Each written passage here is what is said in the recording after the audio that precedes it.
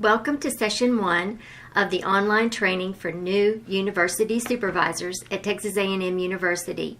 We're glad you're joining us. I am Sandy Johnson. I supervise clinical teachers who are placed in the school districts surrounding Bryan-College Station. During the PowerPoint presentation for this online training, I will reference specific pages from the Clinical Teaching Handbook and other miscellaneous handouts not found in the handbook. Prior to starting each session, I recommend that you have hard copies ready for all the pages that will be referenced during that session. These hard copy visuals will add clarity as you listen to the audio explanations. Also, you'll be able to highlight key points on your hard copies.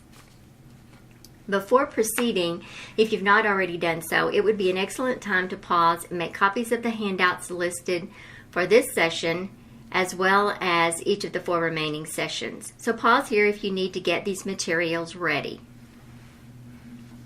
This is the agenda page for the online training. The online training is divided into 5 sessions. The 5 sessions range in length from close to 10 minutes for the first and last sessions and 50 to 20 for the other sessions. You must complete all 5 sessions, but not at one setting. Dividing this training into smaller blocks of time was our way of giving you flexibility to view the sessions at times that might be more convenient for you. Also, it allows you to revisit appropriate ones when a specific question arises. Let's look at the next slide. It is about the role of the university supervisor. First of all, we are liaisons between the university and the public schools. It is our job to keep that relationship as positive as possible. We also work hard to keep the relationship between the clinical teachers and their cooperating teachers as positive as possible. In addition to being liaisons, we also make sure that our clinical teachers are completing all of their responsibilities in an excellent and timely manner. I think that you will enjoy watching our clinical teachers blossom into awesome teachers. Unique and challenging situations do crop up, but those situations are the exception rather than the rule. This online orientation will focus on the nuts and bolts, or the mechanics of supervising our Aggie teachers. Keep the following in mind. First, I will try to be as clear and concise as possible in each of the audio sessions. Secondly, I'm well aware that all of this information will be overwhelming. Next, keep in mind this first session starts with general information and the specifics come in the following sessions. Lastly, I confess that my slant on supervision tends to be elementary. So at times, those of you in the upper grades may need to translate some of this information into a secondary environment. Looking at the next slide, you see approximately 1/3 of the handout entitled Overview of the Clinical Teaching Semester at Texas A&M. Notice that it begins with a summary of general information and responsibilities. It will end with tips for getting started. But looking at the beginning, this handout is a summary of general information and responsibilities. As I mentioned, the specifics will come in the audio sessions that follow this one. The first item or bullet is about the official first day. In the fall, clinical teachers begin the day that students in your school districts report for their first day. Note that for the spring, clinical teachers generally start the day that students return after their winter break. There are 71 days in our clinical teaching semester. Staff development days attended by a clinical teacher prior to the official start date do not count. However, staff development days after the official start date do count. Career fair counts, holidays do not count. More than 71 days can be required if needed. It's rare though, except for the days of absence that are tacked on after the last official day. Let me stress that all days of absence must be made up. Our clinical teachers are expected to be a lot of things. They must be prompt, record days of absence online, keep the attendance log updated with daily arrival and departure times, and acquire initials by the cooperating teacher. Make up all days of absence, maintain a positive and professional attitude, prepare appropriate lesson plans, follow through with effective instructional and classroom management strategies, etc. There are 4 total weeks of full responsibility. 2 weeks occur during the middle and 2 weeks towards the end of the semester. Be flexible with the when and let cooperating teachers determine that. You will conduct a minimum of 2 seminars, and these are mandatory. Use the Clinical Teaching Handbook as your guide for the orientation seminar. A wrap-up seminar towards the end of the semester is optional. Continuing to the next slide. You will formally observe each clinical teacher 4 times if all is going well, more if needed. Conduct 2 formal observations before and 2 after the midpoint. Each is a minimum of 45 minutes in length.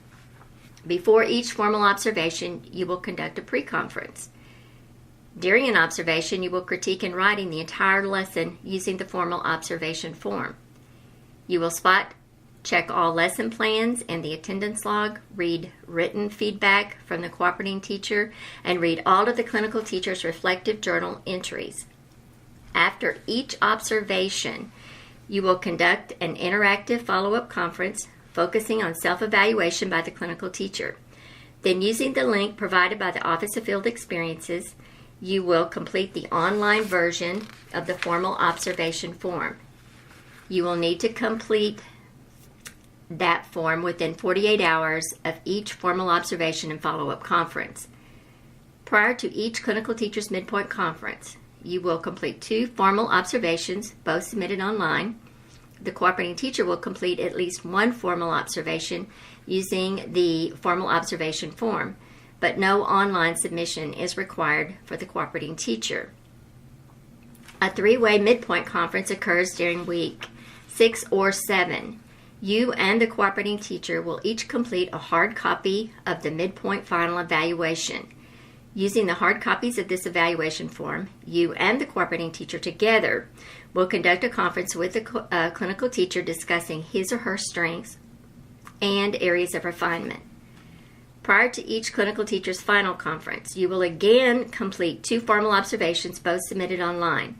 The cooperating teacher must again complete at least 1 formal observation using the formal observation form. Again, no online submission is required. A 3-way final conference occurs during week 13 or 14. Follow the same procedure that was described for the midpoint. An option is to also provide each clinical teacher with a letter of recommendation. The last bullet is about reference forms. Be prepared to fill out reference forms sent to you by school districts with whom your clinical teachers apply, and these do mount up. Continuing to the next slide, you see my suggestions for getting started, which are to, first of all, read the Clinical Teaching Handbook.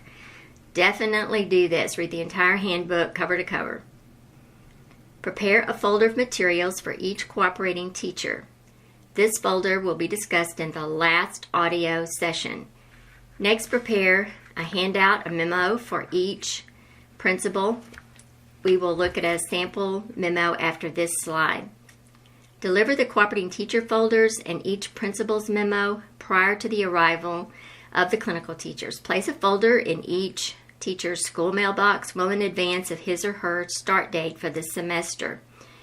You will orient cooperating teachers, so clarify on the cover page of the cooperating teacher folder how you intend to orient your cooperating teachers. This could be a face-to-face or telephone conference depending on what is desired by each cooperating teacher. You will orient clinical teachers, so communicate a day and time to your clinical teachers for this orientation seminar. Use the Clinical Teaching Handbook to guide your orientation seminar. Remember that all of this is general information. There will be more specifics on these topics in the remaining audio sessions. My contact information is the bottom of this page should you need to call or email me. Let's look at the last slide in this session. It is the principal memo that was just mentioned. Keep in mind, this is just an example. You are to add to it, delete from it. In other words, put your own personal spin on it. When creating this document, as well as others that will be shared in future sessions, you may choose to model yours after mine. Be sure, though, to include your name and contact information, not mine. This concludes session 1.